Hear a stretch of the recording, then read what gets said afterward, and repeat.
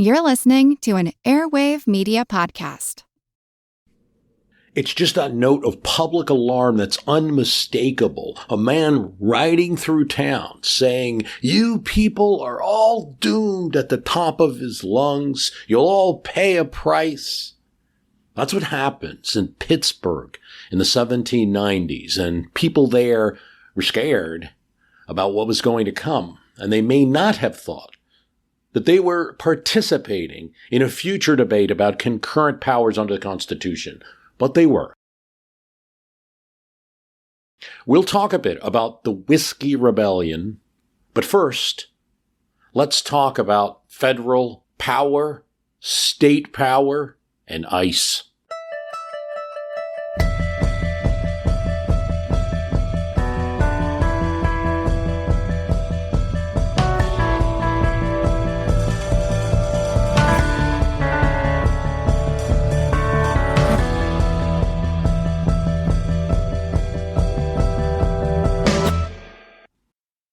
This episode is brought to you by Whole Foods Market. Shake up your back-to-school routine at Whole Foods Market with fresh produce, snacks, supplements, and local favorites to jazz up any lunchbox or pantry. And with a big selection of ready-to-heat meals like vegetable lo mein and chicken tikka masala, it's easy to keep the family fueled up for the week. Always made with the high standards you trust from Whole Foods Market, like banning 230-plus ingredients from all food. All the more reason to make the flavors of Whole Foods Market part of your routine.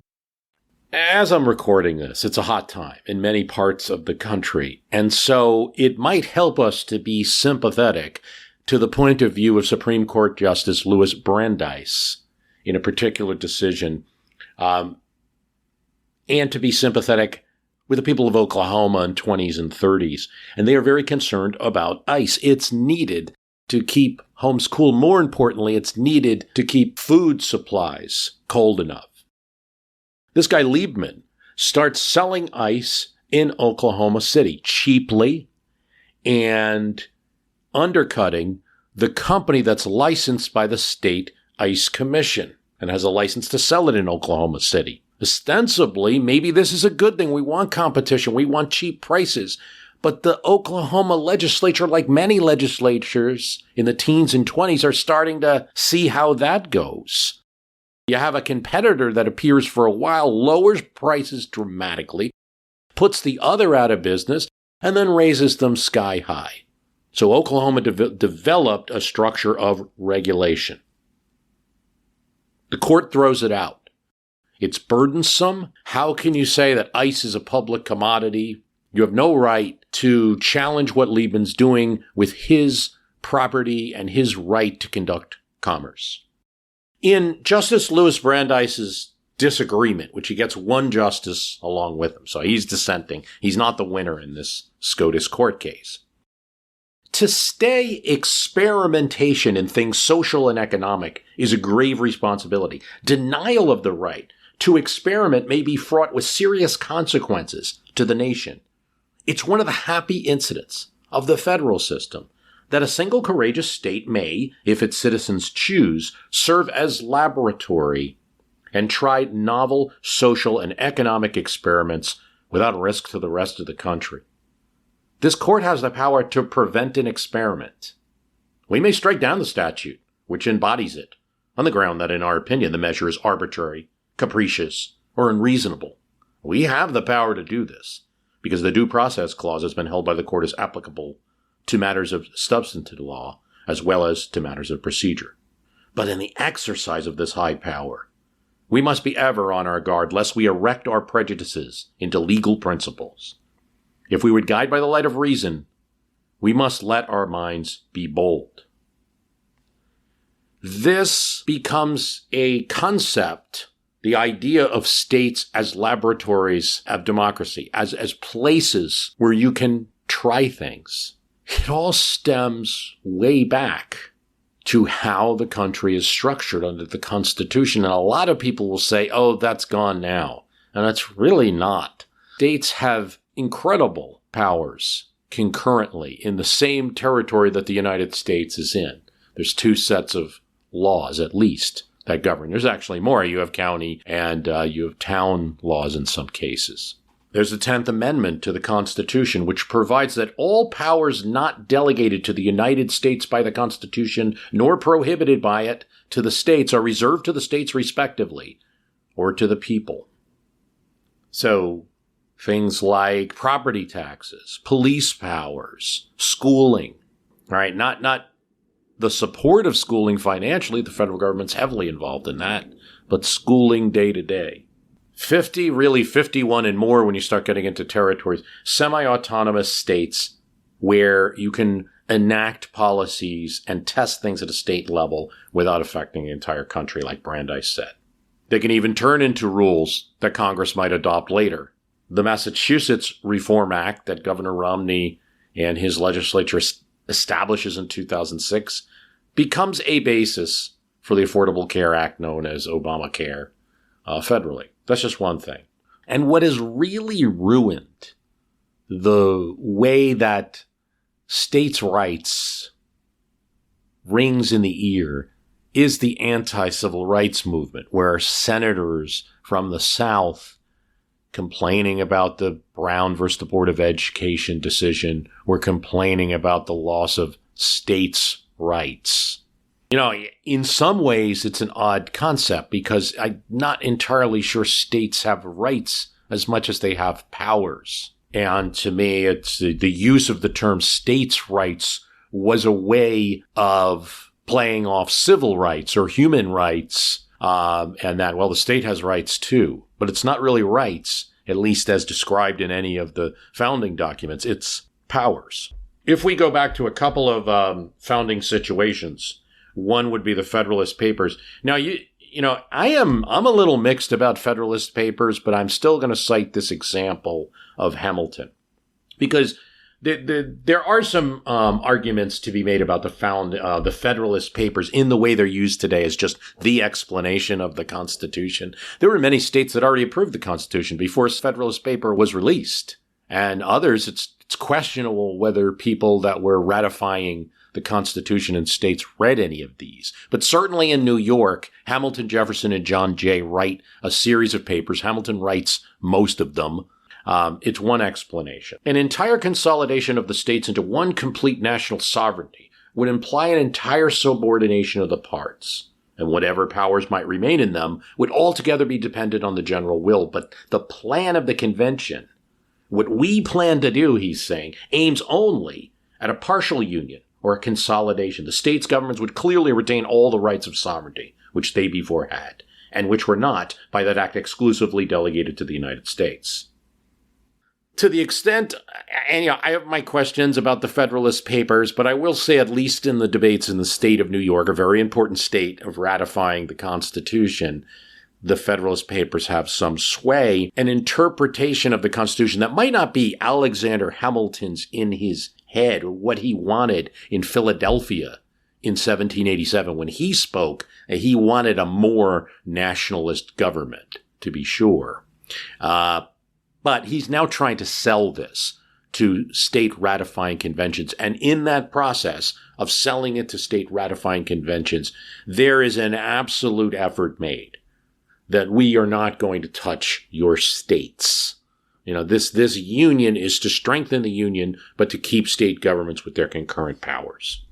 That's not to say that, again, that they might have wanted more. James Madison, writing to George Washington, April 1787, before the convention in Philadelphia happens. Over and above this positive power, negative in all cases whatsoever on the legislative acts of the states, as heretofore exercised by a kingly prerogative, appears to me to be absolutely necessary, and to be the least possible encroachment on the state jurisdictions. Without this defensive power, every positive power that can be given on paper will be evaded and defeated. The states will continue to invade the national jurisdiction, to violate treaties and the law of nations, and to harass each other with rival and spiteful measures. Yeah, Madison in the early going here is concerned about states. He's particularly concerned about the actions of Rhode Island, where a populist majority is there, and they're doing things like stay laws, where, in other words, they're in effect voiding loans by banks and creating all kinds of in Madison's view, difficult economic conditions as a result of that. And he wants to introduce a veto power from the federal government of the states. He does not get that. That is not part of the Constitution. That structure, as it's in place, leads to some interesting things that I don't think we always think about. States can have not only different methods of police enforcement, which they do. Different things might be illegal in one state, legal in another. We see that, for instance, with medical marijuana laws are probably the most common thing. We saw that during the COVID crisis, where in one state, being on the roads might be a problem, in another state completely open at different points in 2020. I want to give an example of a couple of states that have not just different laws in their history, but different philosophies. You take the state of Iowa, and it has, from its foundings, and Iowa becomes a state December 1846, from its founding in its first constitutional documents, it declares every person free and equal. This leads to some interesting things. So in Iowa, and certainly not in the rest of the nation, as early as 1851, interracial marriage is legal. In 1869, the Iowa Supreme Court rules that any woman may not be denied the right to practice law in Iowa. Different philosophies than a federal government or other states may have. My own state of New Jersey has some interesting things in its constitution, which the most recent one is 1947, so right after World War II. Persons in private employment shall have the right to organize and bargain collectively. Those in public employment can organize and present their grievances. Doesn't give them the right necessarily to bargain collectively, although they are doing that in New Jersey at the current time. It's not a constitutional right. So in the Constitution, you have a right to form a union. That's not something in the federal Constitution. It bans gambling without control of the legislature. But it has something else. The legislature, the Constitution says, shall provide a thorough and efficient system of free public schools. This constitutional language, written in 1947, was later used in 1970 by the NAACP and a group of school systems that were in urban areas, underfunded, saying that the use of property taxes alone to fund schools is meaning that the legislature isn't living up to that responsibility in the Constitution. The court agrees. And we have something called the Abbott decision in New Jersey, which means that state funds, extra state funding, has to go to a group of school systems that are identified by the court. There have been 21 Abbott court cases since then. Let's go to Missouri. So, Missouri, for instance, you have a right to farm. The right to farm is forever guaranteed. Duly authorized powers as needed over property for the purpose of ranching and farming. That's been clarified by recent decisions. That doesn't stop you from having to live up to certain food ordinances if you're serving food, and it does not, as of a 2020 decision by the Missouri State Supreme Court, include medical marijuana, where people were doing that and then saying, hey, I have farming rights. But do you have the right to farm in Missouri? I don't have that under the federal Constitution, and I don't have that in New Jersey. In terms of the Second Amendment and the gun debate, so Missouri, a couple of things here, has the right to bear arms shall not be questioned. And that's interesting language, right? That's very different from infringed or even abridged. And I talked about those words it also gives a positive instruction to the state of Missouri to defend those rights, and says that if the state government is not defending those rights, it's failing in its duties, but it shall not be questioned, the right to bear arms. However, there's also something interesting in the constitutional language, and it's because the federal Constitution has so few words, and some of these state constitutions go in more detail, you can see they might be windows on various interpretations. I'll read what I'm talking about here. So the Missouri Constitution says that the right is typical, is describing something typical to the normal function of arms, in quotes. And it lists items such as the defense of home, the defense of person, family, property, and when lawfully summoned in aid of the civil power. But it's always in the area of adding more rights instead of taking away rights. That's impossible. This is an incredible period, I think, where the limits of federal and state power are being tested. That's why I think it's important to talk about these things. And the origins of it are, really go to the Shays Rebellion, the enactment of the Constitution, the original revolution, all of these things. And you have people arguing, I've seen at least on the internet, where people can argue anything, especially Quora, the extreme case that states are nations and they shouldn't be questioned at all, and that the founders would have understood states as nations. To me, I read a revolution conducted by a union, by a confederation, conducted in every way, a joint effort. That Congress ran the war. That Congress was George Washington's employer.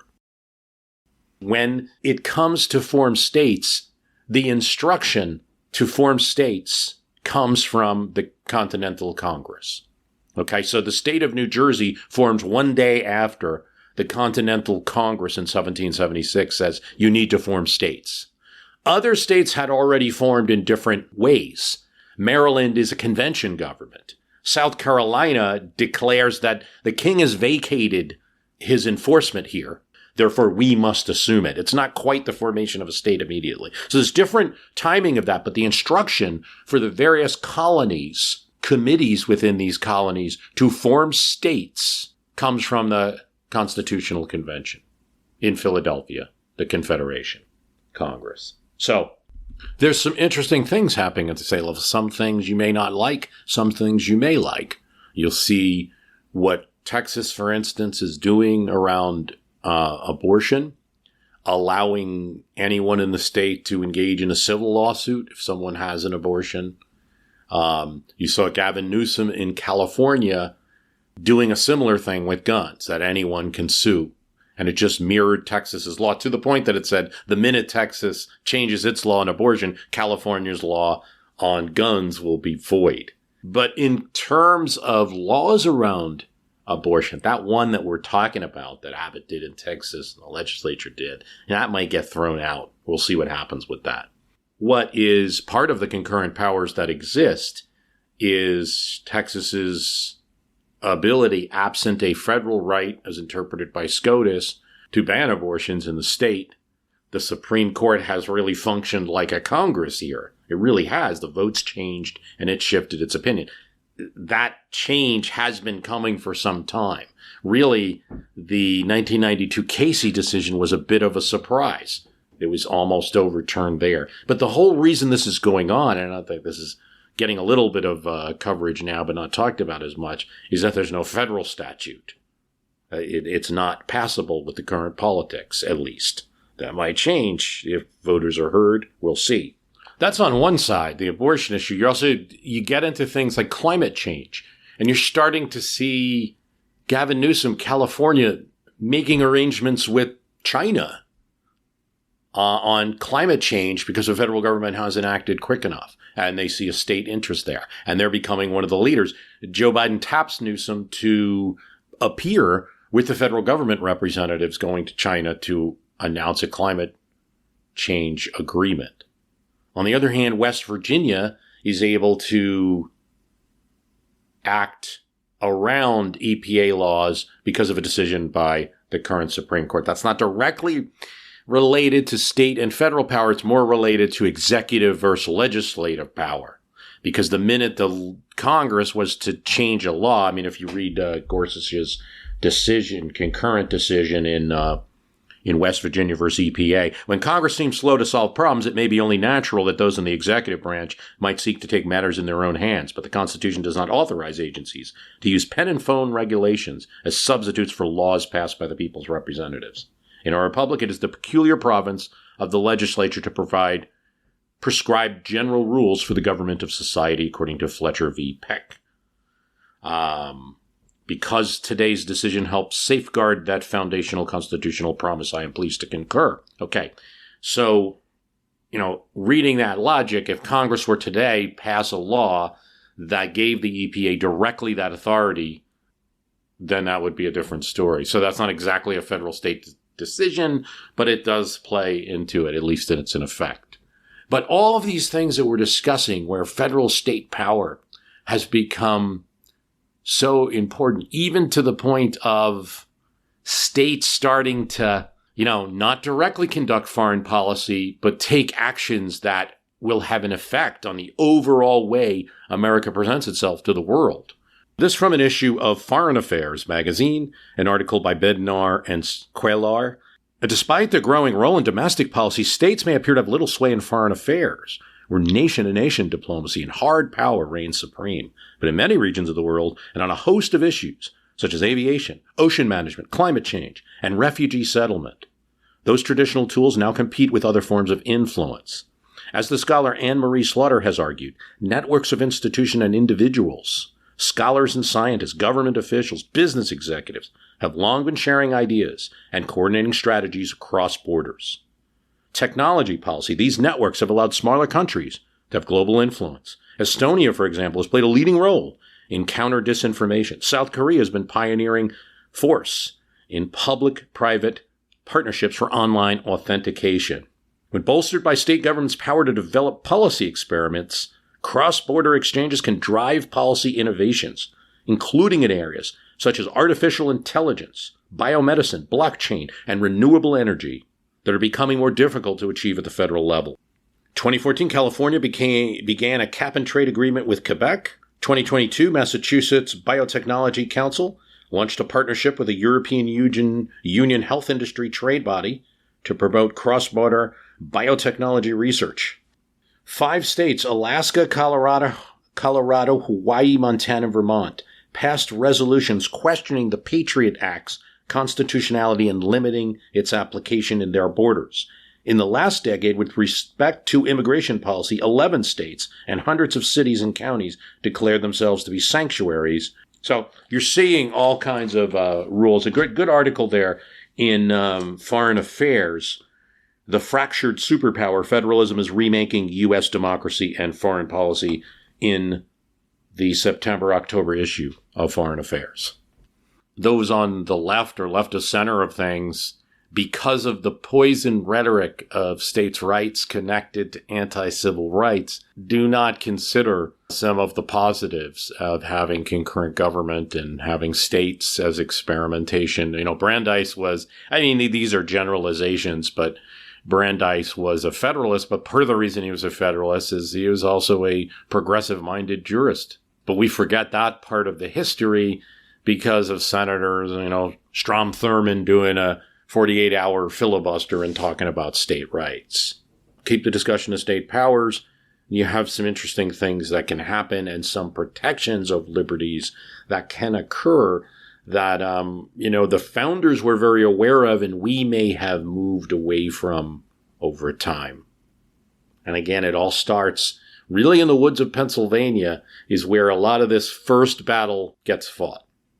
And, not just in the woods, but also in the city of Philadelphia where the capital was and where, and what at the time was concurrently Pennsylvania's state capital as well.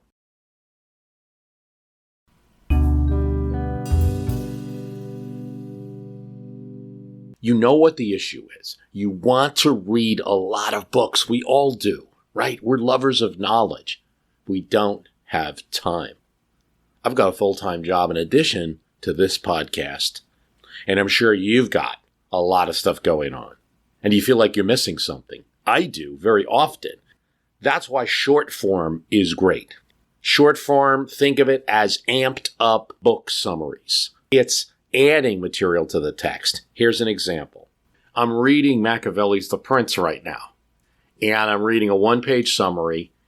It's talking about who Machiavelli was, why he wrote the book. How did this one book in something that was a very common genre, people writing instruction manuals in a sense for princes, how did this rise to the top? The guide takes 26 lessons from Machiavelli and puts it into 4 main sections. What did Machiavelli really believe about republicanism and monarchy? Where does Machiavelli contradict himself? So you're going to learn all of these things in a very, summarized fashion. The books that I wanted to see were covered.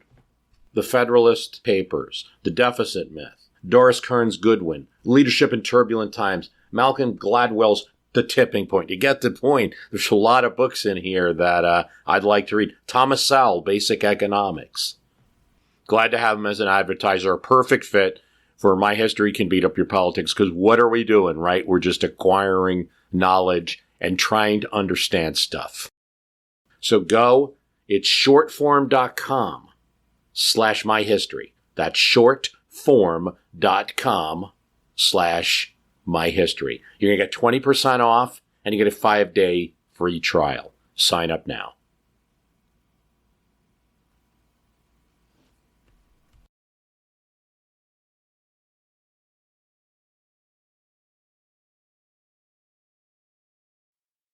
This episode is brought to you by Whole Foods Market. Shake up your back-to-school routine at Whole Foods Market with fresh produce, snacks, supplements, and local favorites to jazz up any lunchbox or pantry. And with a big selection of ready-to-heat meals like vegetable lo mein and chicken tikka masala, it's easy to keep the family fueled up for the week. Always made with the high standards you trust from Whole Foods Market, like banning 230-plus ingredients from all food. All the more reason to make the flavors of Whole Foods Market part of your routine.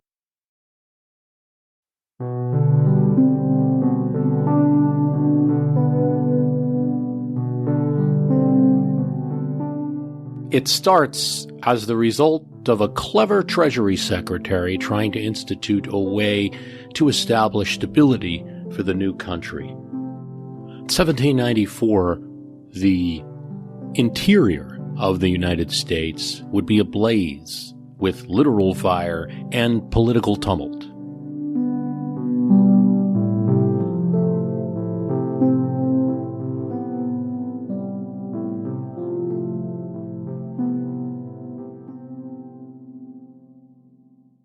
And it's described in a book by William Hoagland, who has some good books on the Revolutionary Era, mostly involving conflict.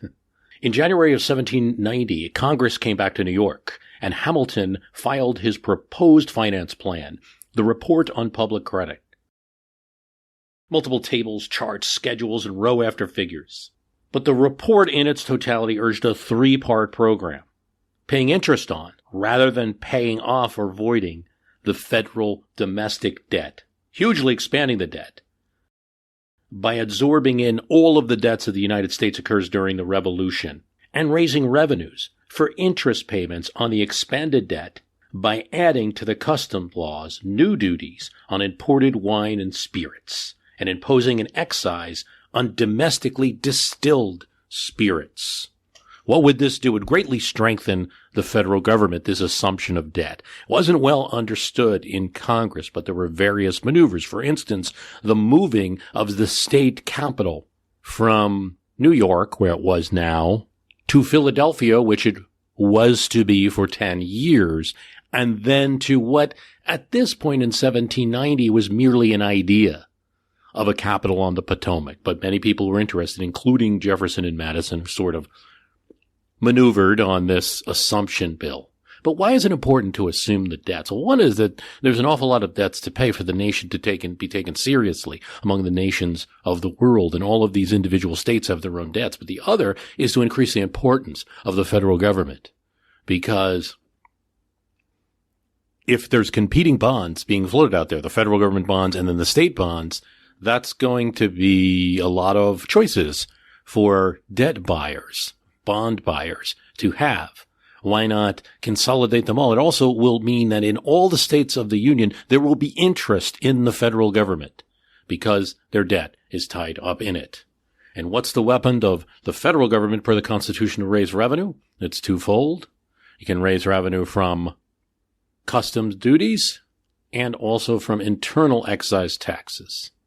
All throughout the interior of the country, farmers that farm grain are getting extra money and sort of bartering and selling the additional whiskey that they're able to make from that grain. For many households, this is all they have in terms of actual income.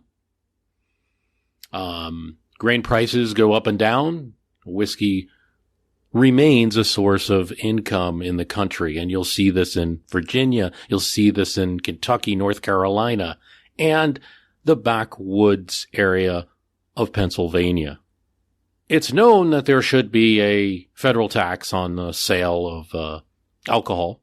And even in these interior areas, there's usually not too much of a problem getting people to, say, pay their property taxes due to the county or fees due locally. And they have no objection to, say, import taxes that they're paying indirectly. But when it comes to internal, distilled whiskey that's made from their own grain product and then sold, that they didn't think should be taxed by some government in Philadelphia. And that caused a lot of problems. The assumption bill with that tax passes the House and Senate. In December, Hamilton reports to Congress the unsurprising fact that the federal government, in taking on a legal obligation to fund a debt, had run up a deficit of $830,000. Fortunately, the new import duties and excise on spirits, the revenue bill, proposed in the report would raise $975,000, more than enough to cover the deficit. Americans drank alcoholic beverages in huge quantities. Distilling went on in home still houses, at community stills, and in large-scale commercial operations. The Philadelphia elite, downing alcohol with most meals between them, favored imported wines, but also liked French brandy, a whiskey made from wine. Rum, cane whiskey imported from the Caribbean, or distilled domestically from imported molasses, was for a time the country's favorite drink, and army rations routinely included rum, until grain whiskey came into vogue early in the 18th century with the influx of Scots-Irish settlers, who brought expertise in domestic distilling. By the time of the Revolution, domestic whiskey was gaining popularity, and soon it would replace rum as the country's drink. Whiskey was consumed by men, women, and children at all times of the day in every sort of gathering: muster, church, election, work, dance, and fight. Often a community distiller kept pot stills going throughout the harvest, and farmer brought in their grain and took away the whiskey, paying the distiller in a portion of the product. The Philadelphia College of Physicians had correctly identified domestic whiskey as the cheap drink of the laboring classes. But people in other classes enjoyed whiskey too, and by the 1790s, even as the West was making itself the home of radical agitation and defiant independence, the best whiskey was known to come from there, especially from the forks of the Ohio, whose Monongahela possessed consistent strength and purity. Its whiskey was known by name in Philadelphia and in New Orleans. Yet while they were drinking their whiskey, Easterners lampooned the people of the Western Mountains as habitual drunks. It was popularity in the East that made whiskey unusual among the products of small and subsistence farmers, for being a cash crop, with eager markets both within the regions that produced it, where a gallon might sell for 25 cents. It wasn't only in Pennsylvania where there was resistance to paying whiskey excise taxes, but in Pennsylvania it was particularly abhorrent because it was so close to the capital. By 1794, the city of Pittsburgh forged out of a fork in the Monongahela River, and a few battles with the French and Indian tribes aligned against British North America, always sort of a frontier town, was growing and seen by the locals now as a Sodom, the symbol of decadence. It's where the merchants lived. Said one of the many farmers who had joined in rebellion in the area, Sodom was burnt from fire from heaven. This Sodom should be burnt from fire from earth.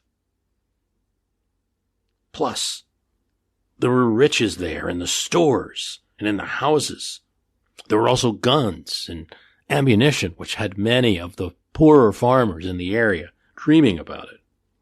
"I have a hat now," a rebel said, "but I expect to get a better one."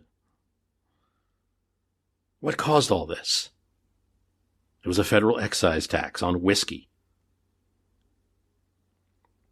And it mattered more than almost everything. As a history of Pittsburgh and the Whiskey Rebellion describes, opposition to the excise enforcement focused the frustrations of impoverished frontier life. But once unleashed, the anger of whiskey rebels transcended just the excise tax and persons improperly most directly associated with the hated tax. As rebels met on a field in the country and mustered, a horseman raced through the streets of Pittsburgh, brandishing a tomahawk and shouting out a warning. "This is not all I want. It is not the excise law only that must go down. Your district and associate justice must go down. Your high offices and salaries must go down. I am but beginning yet." He shouted this warning to make it clear, and perhaps now should be clear to us in looking at the history as well, that it was more than just the excise tax. The rebels would end up burning the federal tax collector's house and roughing up many of the collectors. This was the signal that was sent to the federal government in Philadelphia that something was greatly wrong. But millers, owners of large tracts of lands in the Pittsburgh area, shopkeepers, would be assaulted in property and person. Most of the victims of the rebels, over half of them, had nothing to do with Hamilton's tax whatsoever. Pittsburgh is concerned.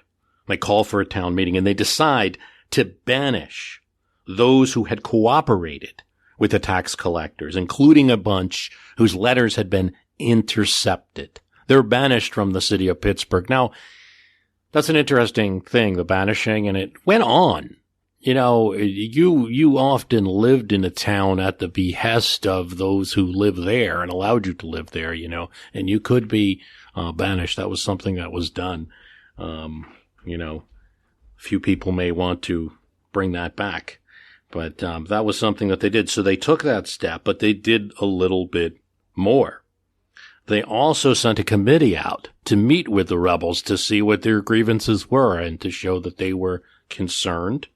And a group of Pittsburgh citizens actually go out to Braddock's Field, where the rebels are mustering, and parade, or actually join them in a show of support.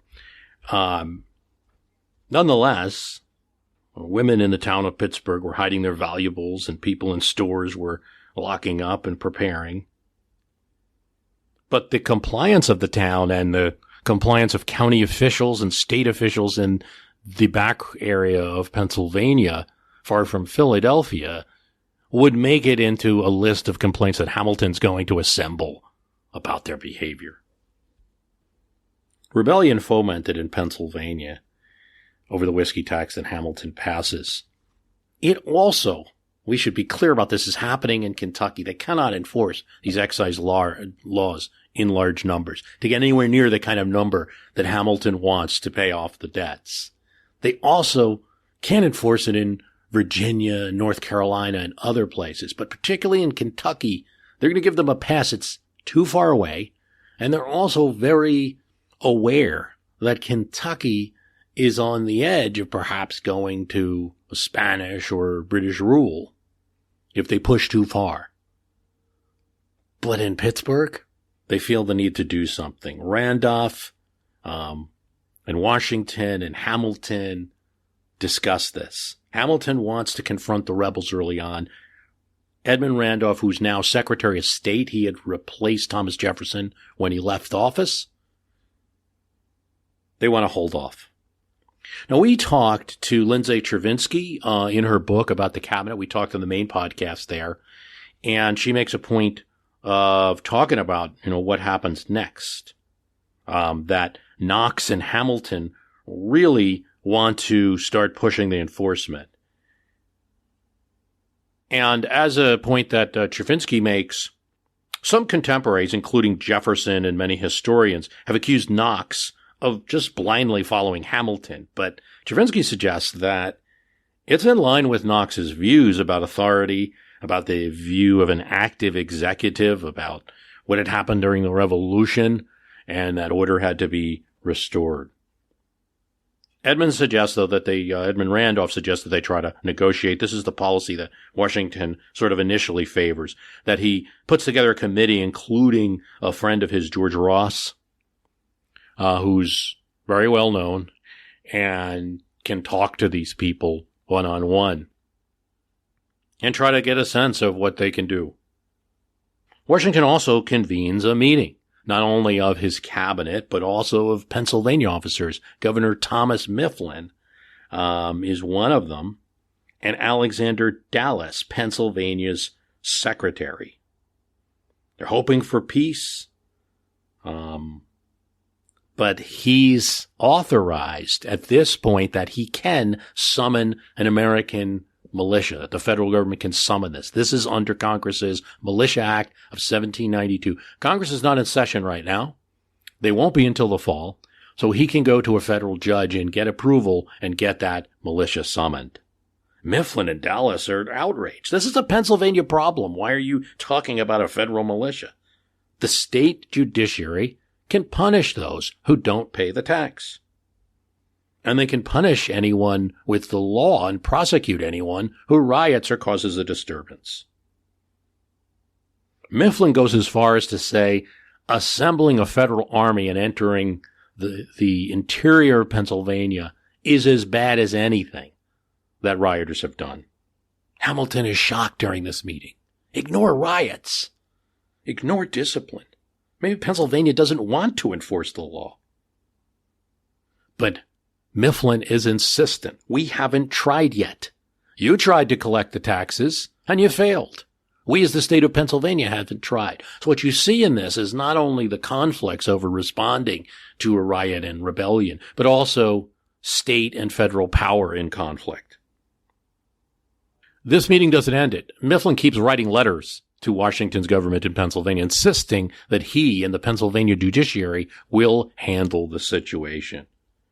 Washington, as he was prone to do, had Hamilton respond, though he also realizes that Hamilton can write with a bit of a partisan edge, and so he has Edmund Randolph actually put his name on the letters and also to edit Hamilton's letters, but he knows that Hamilton's knowledgeable about the excise situation.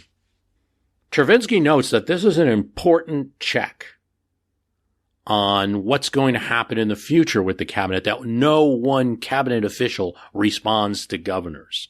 The president, under Washington's precedent, directs how the response to governors will be made, how responses to the state authorities will be made. And that's usually whoever's department it involves, but he also can change it up a bit as he does here. Washington and Mifflin, the governor of Pennsylvania, did not get along. Mifflin wanted to replace Washington during the war with Horatio Gates. They also battled over delays with a new settlement that Mifflin wanted to start near Erie, Pennsylvania now.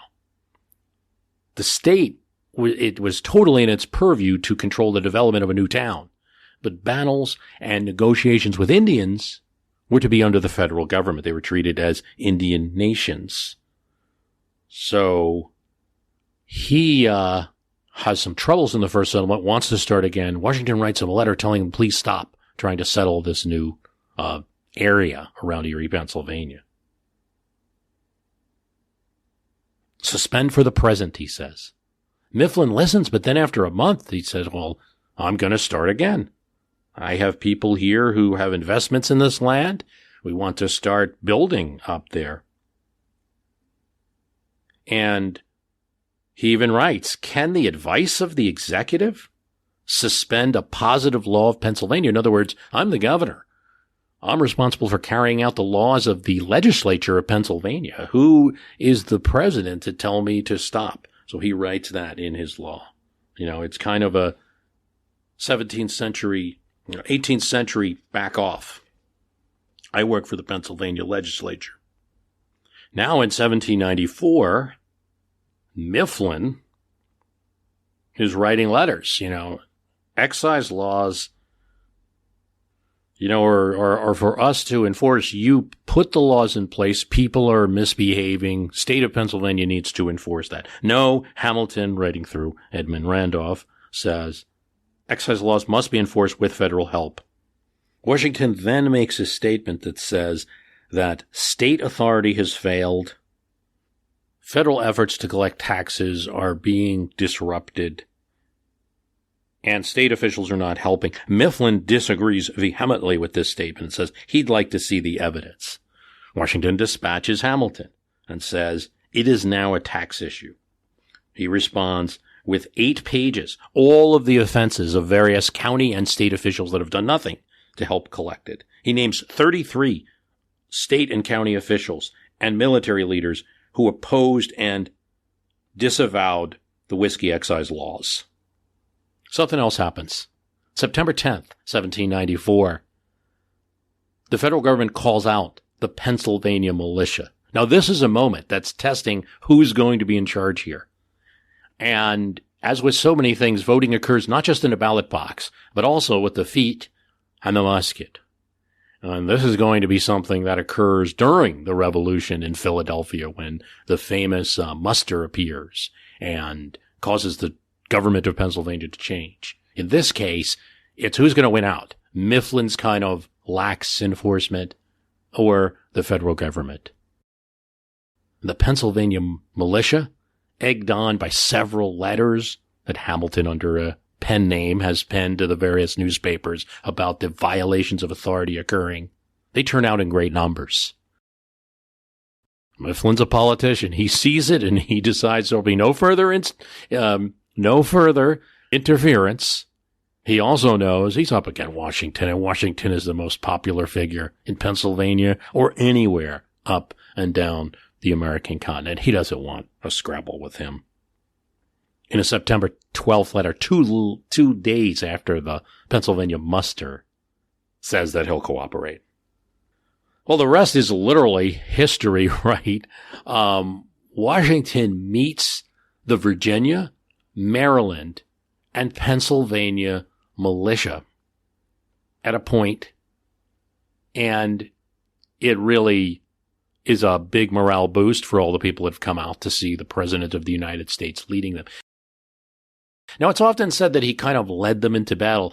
That is true, and it's not true. Washington only follows this federalized militia to a point. He doesn't go all the way to Pittsburgh. Eventually, he goes back to Philadelphia, having kind of made his statement. But by the time that militia reaches Pittsburgh, any leader of the rebellion has fled. There's eventually trials, and there's eventually pardons. But generally speaking, a big statement has been made by Federalists. A big statement has been made about federal supremacy of law.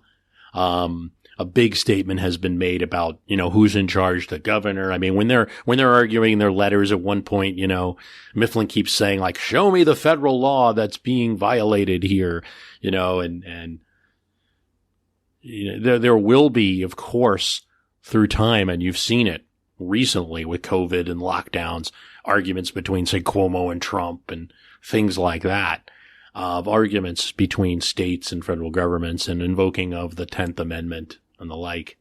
But you won't see this blatant interference in the federal government operating by a state for some time. There is another note, though, to make that generally excise taxes were still not well collected during this time after the rebellion. It's not like everybody paid up. There's still a lot of resistance. It was just that the overall rebellion and the idea of overturning governments or invading Pittsburgh, which would have been disastrous for a new nation, or the creation of a second military complex that might have sided or, treated with Britain, probably not. France or Spain, maybe, was certainly a possibility. And that was to a degree shut down by Washington's performance in the Whiskey Rebellion. But to some degree, the excise tax wasn't well enforced. And then when you get Jefferson as president, it's one of the first things on his docket. He removes the excise tax. So politically, Washington and Hamilton's side doesn't win in the long term. But it does make for a good story, and one that I think is enhanced by Chervinsky's telling of it and weaving it into that story of how Washington used his cabinet in different functions. And also a little bit of maybe Hamilton gets too much press in these stories, and maybe that's because who talks about you more than your opposition, and it's because of Jefferson.